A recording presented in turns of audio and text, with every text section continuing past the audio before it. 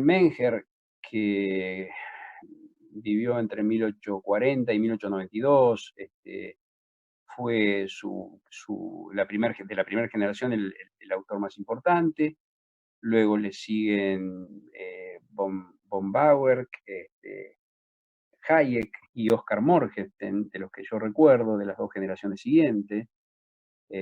Hayek murió en 1992. Esta escuela se ha hecho bastante famosa, siempre fue famosa, pero digo, ha tomado más popularidad en Argentina en los últimos tiempos porque ha aparecido, ustedes lo deben haber visto, un tipo que se llama Javier Milei, que es todo despeinado así, tiene cara así como de medio sacado, y funda sus ideas en esta escuela, la escuela austríaca, lo nombra generalmente Hayek, a Bauer, y bueno, vamos a tratar de ver qué ideas tenían dentro de todo.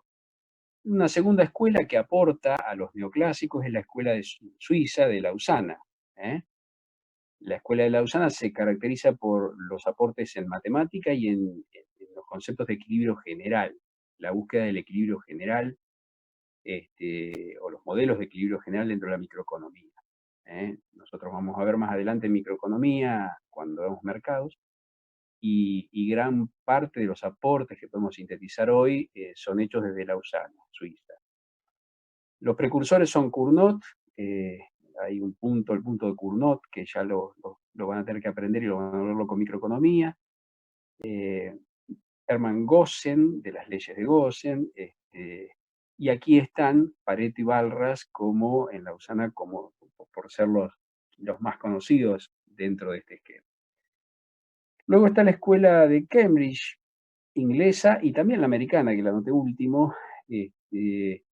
donde hay autores como Alfred Marshall, Stanley Gibbons o William Stanley Gibbons, y Pigou, entre otros, y escuela holandesa y escuela sueca. Bueno, son todas escuelas, la mayoría europeas, que nos dan el bloque o síntesis del pensamiento, reafirmación clásica, si ustedes quieren, que nosotros conocemos como neoclásicos.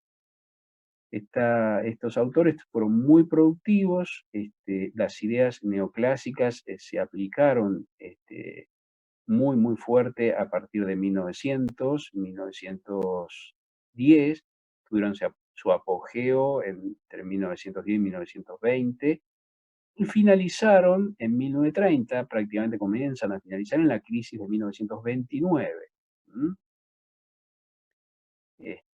1929.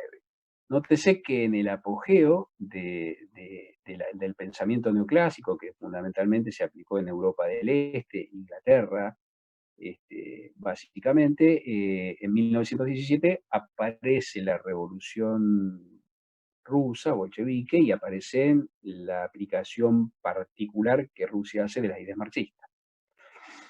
Bien, vamos a ver qué nos aportan. Yo voy a tratar, como siempre, de extraer las ideas que me parecen más importantes, los neoclásicos o la escuela neoclásica, digamos, ¿no? Bueno, en primera instancia, yo he anotado que son liberales y que rescatan y afirman los conceptos clásicos. Básicamente, los mercados sin intervención estatal. Bueno, esto ya es una idea bastante conocida en la cátedra, que los mercados dejar hacer, dejar pasar, o sea, reafirman el dejar hacer, dejar pasar, y lo hacen en el marco de la creación del mercado. El mercado como mercado de competencia, o mercado competitivo. Más adelante yo lo postulo, vamos a ver qué es esto del mercado competitivo, o mercado de competencia. Yo lo pongo un poco más adelante acá, el mercado de competencia, lo vamos a tratar de definir un poco más adelante. Pero liberales, y que rescatan esa visión que viene desde los fisiócratas. Luego, nos dan un aporte bastante importante. Ellos se focalizan en los costos de producción. O sea, lo que nos dicen es, a ver si lo podemos empezar a sintetizar de esta manera.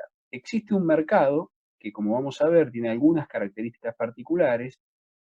Los mercados competitivos, entre las características que deben tener es que los agentes que intervienen en el mercado, ya sea comprando o vendiendo, tienen un tamaño muy pequeño.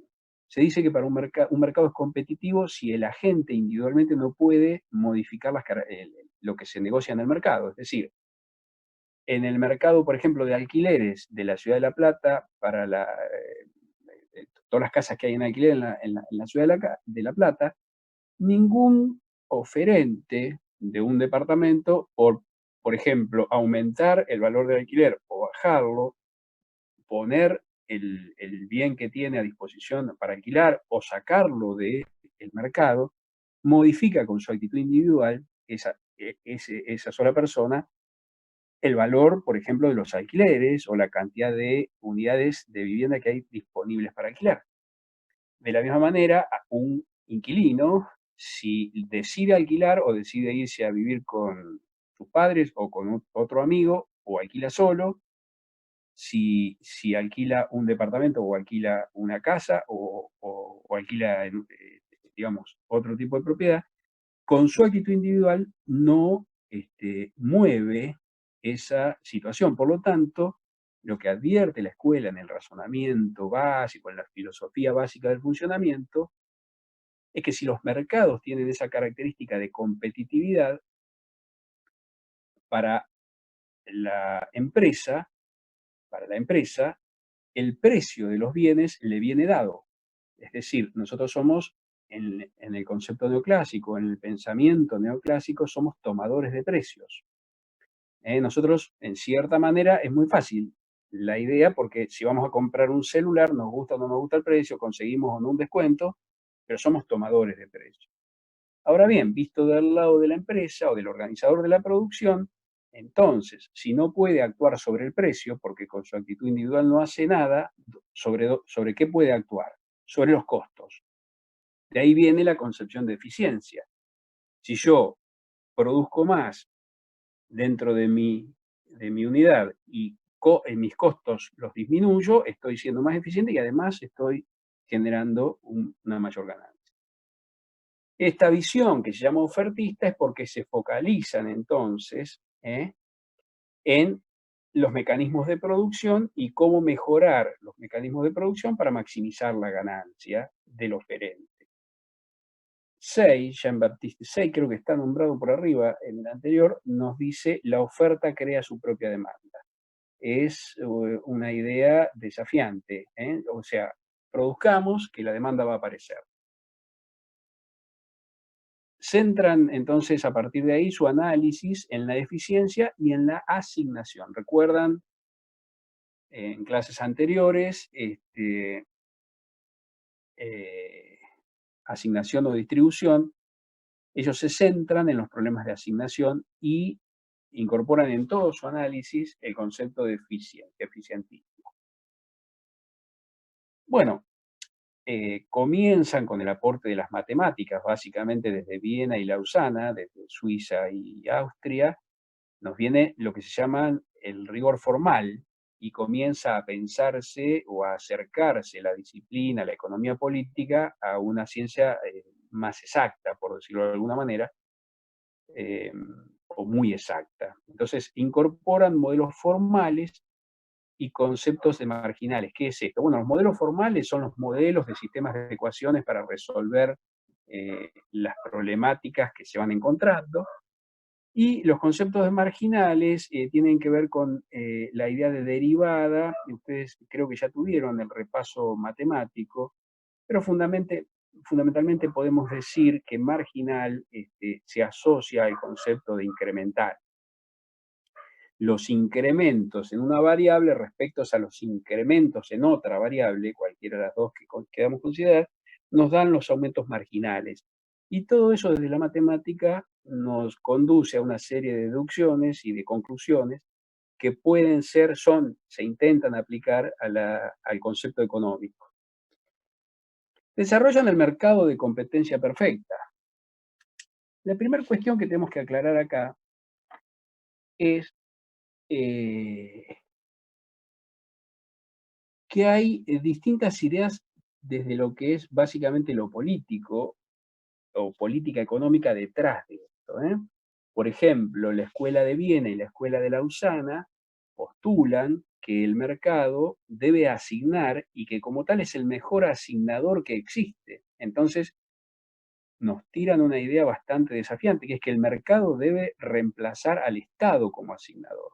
Cuando ustedes tienen dentro del programa las diferencias entre eficiencia y equidad, un poco apunta a que reflexionemos sobre quién debe ser el asignador y cómo asignando de una manera u otra nos acercamos hacia la eficiencia o nos acercamos hacia la equidad.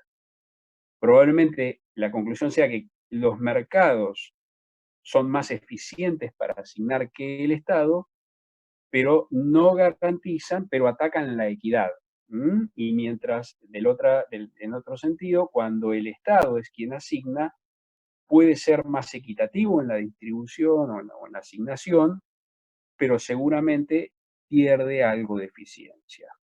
Un poco esa discusión es de esta época y es ahí donde centran su análisis los neoclásicos y fundamentalmente deciden, aceptan, adoptan el mercado como el mejor asignador de recursos el más eficiente asignador de recursos, por decirlo de alguna manera. Bien, ¿qué características tiene que tener un mercado de competencia perfecta? Vamos a enunciarlas para que no nos quede, digamos, suelto. Ustedes lo pueden repasar, esto está en cualquier libro. Tiene que tener las características de homogeneidad del producto. Un mercado competitivo no quiere decir que todos los productos son iguales, que sean homogéneos quiere decir que son intercambiables. Por ejemplo, Coca-Cola y Pepsi-Cola prácticamente se pueden intercambiar. Producto homogéneo quiere decir indiferencia entre los dos productos, cuando hablamos de mercado de un bien. Hay atomización de oferentes y demandantes, un poco lo que expliqué hace un ratito. Ninguno con su actitud individual puede cambiar las características o los parámetros que se están utilizando en el mercado, los valores, ni los precios ni las cantidades que se transan, por ejemplo. Esa situación hace al mercado de competencia perfecta lo mismo que la información perfecta. Este es otro punto bastante importante, que nos marca que todos los agentes que intervienen en el mercado, conocen toda la información, tienen acceso a toda la información que se está desarrollando sobre lo que se está operando en ese mercado. Saben bien que la información es un insumo preferencial dentro de los mercados y que, bueno, es difícil que se cumpla este supuesto. Y voy a enunciar un último supuesto, puede haber 4, puede haber 5, en esto hay que ser abierto, que es la apertura, la libre entrada y salida de bienes y factores al mercado. Esto también es un supuesto bastante criticado, ya que libre entrada y salida al mercado quiere decir que quien quiera vender puede hacerlo sin ningún tipo de problemas, quien quiera dejar de hacerlo se puede retirar, pero por ejemplo es bastante difícil cuando hablamos de factores. Por ejemplo, alguien que pierde su trabajo en la zafra tucumana o en el Alto Valle de Río Negro porque, bueno, no es negocio recolectar la fruta, ese factor productivo de trabajo pierde su trabajo ahí y se puede reinsertar rápidamente, por ejemplo, como chofer de un micro en Buenos Aires. Y es bastante difícil. De hecho, siempre queda para los neoclásicos y para los liberales un tema importante que resolver, que es un planteo que realmente no hay respuesta, es que la movilidad perfecta se aplica a los bienes, pero siempre hay restricciones hacia lo que son los factores, sobre todo al factor trabajo. Ustedes ven cómo se establecen fronteras, se ponen muros, y la verdad es que ¿para qué se ponen esas situaciones? Y bueno, lo único que hacen es restringir, además de las cuestiones ilegales, el factor trabajo. Quien tiene trabajo, por ejemplo, en México, no puede ingresar a Estados Unidos libremente a ofrecer su trabajo. Para eso tiene que tener una serie de cuestiones digamos, eh, que tienen que ver con la migración.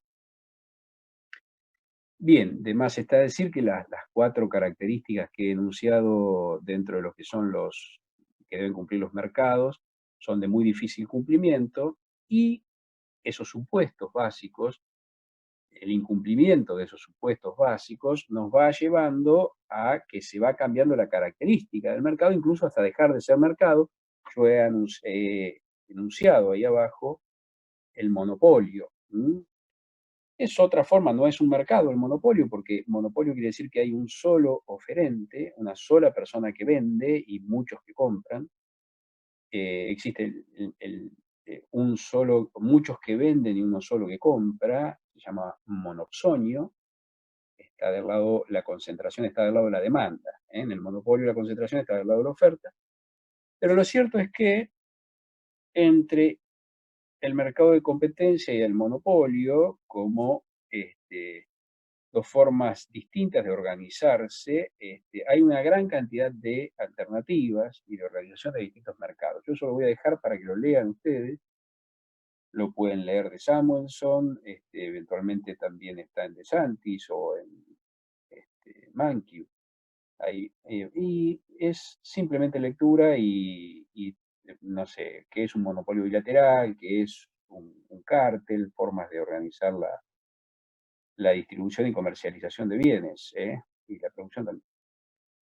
Bien, vamos a centrarnos ahora en otro aporte que nos hacen los neoclásicos y que es fundamental. Este aporte nos va a conducir a que los neoclásicos, si bien reafirman todos y prácticamente cada uno de los conceptos clásicos, hay uno que cambian, que critican, que abandonan, y es muy claro que lo hacen definitivamente, y es que ellos enarbolan la teoría subjetiva del valor. ¿Qué es esto de la teoría subjetiva del valor? Teoría subjetiva del valor. Bueno, dicen claramente que no es cierto que el valor de las cosas está dado por el trabajo que tiene incorporado, sino que cada uno de nosotros, cada individuo, en base a sus preferencias, sus gustos, su restricción económica, sus posibilidades, su cultura, todos los elementos que hace a su construcción como tal, asignan un valor distinto a las cosas. Es decir, teoría subjetiva de valor nos acerca en gran medida a la psicología, a los conceptos de la psicología, y nos dice que cada uno de nosotros asignamos un valor distinto a las cosas y que está relacionado íntimamente con los elementos que nosotros hemos, con nuestra experiencia de vida, por decirlo de alguna manera. Esta teoría subjetiva de valor nos traslada, catapulta a otro mundo. Abandonamos el mundo clásico marxista porque ya no podemos sustentar el hecho de de dónde sale el valor de las cosas en el trabajo, sino que lo tenemos que hacer y sustentar en el individuo. Y entonces de ahí es que a partir de los neoclásicos, a partir de las ideas neoclásicas, surgen en la teoría económica y como objeto de análisis el individuo, la individualización. ¿La individualización de qué? ¿O qué individualizamos dentro de la teoría económica? Y bueno, es simple. Lo primero que nosotros tenemos y lo primero que vimos en el curso, en la organización económica, son las familias y las empresas. ¿Recuerdan? Nuestro viejo circuito económico simple, por un lado las familias y por otro lado las empresas. Bueno, las familias son las unidades de consumo y las empresas son las unidades de producción. Y entonces la teoría neoclásica, centrándose en la teoría subjetiva de valor, comienza a estudiar la teoría del consumidor y la teoría de la empresa. Es más, expone la teoría del consumidor y la teoría de la empresa.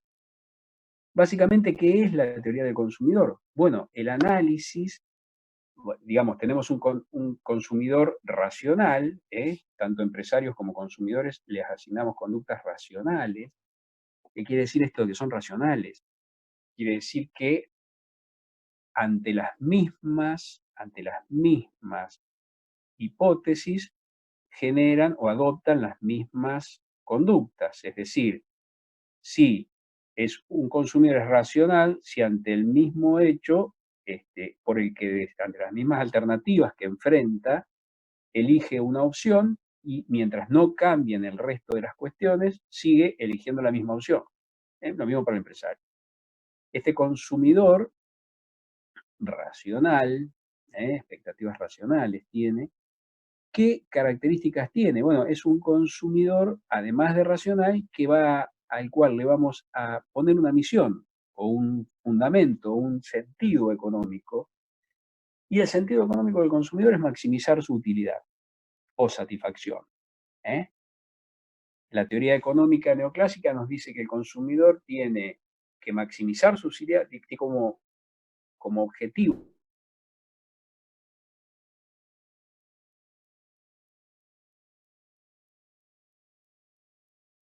por los actos de consumo que hace. Y en el caso de la empresa, maximizar sus beneficios. Ahí sí es maximizar el flujo resultante de los ingresos y los costos que tiene. El beneficio es la diferencia entre ingresos y costos y el objetivo de la empresa es maximizar esos beneficios. Bueno, esta teoría del consumidor y la teoría de la empresa nos va a llevar al desarrollo, junto con la teoría de los mercados, nos va a llevar al desarrollo de lo que conocemos hoy como el cuerpo de la microeconomía, que nace antes que la macroeconomía, bastante antes, y que se focaliza en estos conceptos que estamos analizando. Del consumidor, de la conducta del consumidor, de la función de utilidad del consumidor. Ahora creo que tenemos un ratito, bueno, me queda poco tiempo, a ver. No, estamos bien. Vamos a tratar de navegar un poquito por lo que nos dice la teoría del consumidor. Voy a hacer un pequeño aparte para comprenderlo. De la teoría del consumidor, digo, de su conducta, nos va a salir la demanda de bienes. El comprador, la familia, es el consumidor y es quien demanda los bienes. Y de la teoría de la empresa nos va a salir fundamentalmente la oferta de bienes. Dentro de las empresas que nos sale la oferta de los bienes y dentro de el consumidor que nos nace la demanda de bienes. Bueno, voy a tratar de hacer un análisis muy simple, que yo lo voy a hacer para la utilidad. Vamos aquí a graficar. Vamos a graficar aquí una cuestión muy simple. Supónganse que esto es para mostrar un poco el análisis marginalista y por dónde andaban los neoclásicos pensando. Esto es teoría del consumidor. Y aquí vamos a suponer que tenemos en el eje de las Y la utilidad total del consumidor y que tenemos en el eje de las X la cantidad de unidades de, por ejemplo, un bien, que yo podemos decir peras, manzanas, un vaso de cerveza. Lo que la teoría nos propone es que aquí yo voy a marcar en el eje de las X la cantidad de dosis. Esta es la 1, la 2, la 3, la 4, la 5, la 6 y así sucesivamente. Las 7, supongamos que son manzanas, cantidades de manzanas, y vamos a tratar de marcar aquí la utilidad que nos va a generar el consumo de manzanas. Supónganse ustedes que la primera manzana nos da un punto que podría ser ahí, donde da utilidad de la primera manzana, ¿verdad? Utilidad 1. Aquí, para la utilidad, hubo discusiones que llevaron mucho tiempo entre cardinalistas y ordenalistas, si la utilidad se podía medir. ¿Yo le puedo asignar un valor a lo que me produce comer una manzana o no se lo puedo asignar? Bueno, en fin. Lo que nos dice el análisis siguiente es que a medida que vamos consumiendo dosis de un bien, nuestra utilidad se hace creciente. Bueno, vamos a borrar esto. Nuestra utilidad se hace creciente, luego se va a hacer máxima y luego va a decaer. ¿eh? Va a haber por aquí algunos cambios y va a haber aquí un punto máximo.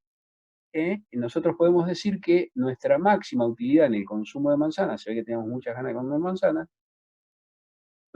lo encontramos cuando consumimos la quinta dosis o la quinta manzana. A partir de ahí se desprende una serie de análisis, ustedes lo van a ver en microeconomía, pero este concepto de utilidad en el consumo de manzanas nos va a decir que si nosotros consumimos menos cantidades de 5, nos vamos a quedar en un lugar en el cual si seguíamos consumiendo podíamos aumentar nuestra utilidad o satisfacción, ¿no es cierto? Esto es utilidad total o satisfacción.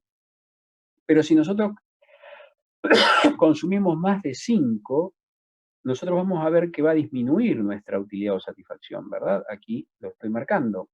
O sea que la sexta manzana me da menos satisfacción, cayó la satisfacción, que la satisfacción que yo tenía acumulada hasta la quinta.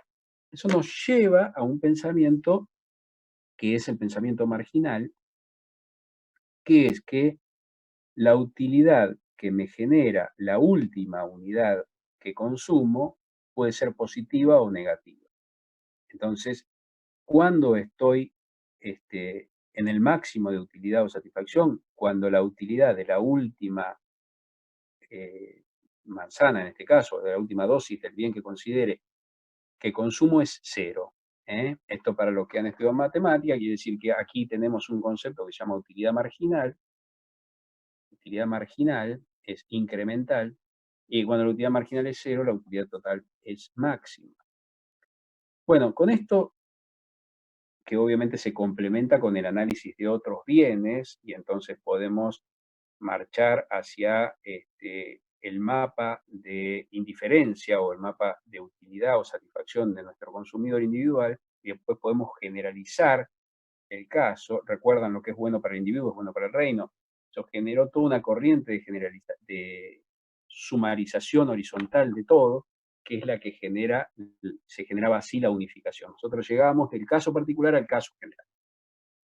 Bueno, este concepto de utilidad, que yo a modo de ejemplo quise dejarles, espero que haya salido, después cuando veo esto, adaptarme a esto es bastante difícil, espero que lo hayan entendido, si no lo aclaramos un poco, es algo que nos aporta la, la teoría económica para el caso del consumidor, la utilidad o satisfacción del consumidor.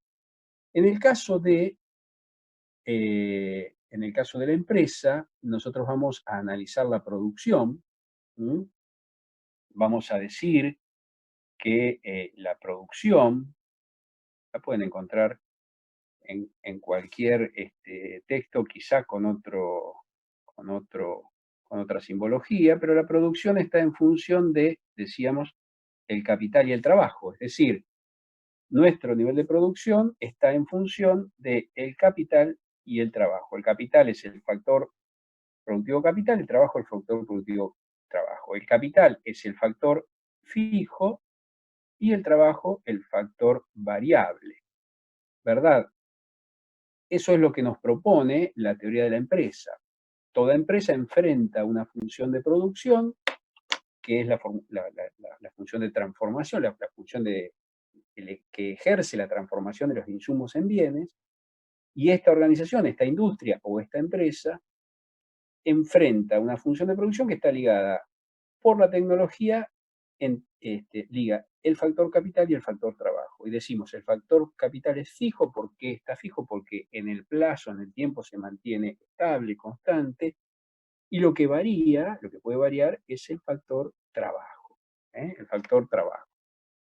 De la misma manera, entonces nosotros podemos decir que a medida que vamos agregando dosis de factor variable, trabajo, a un proceso productivo, el producto total primero crece, luego se hace máximo y luego decrece. Este es nuestro producto total.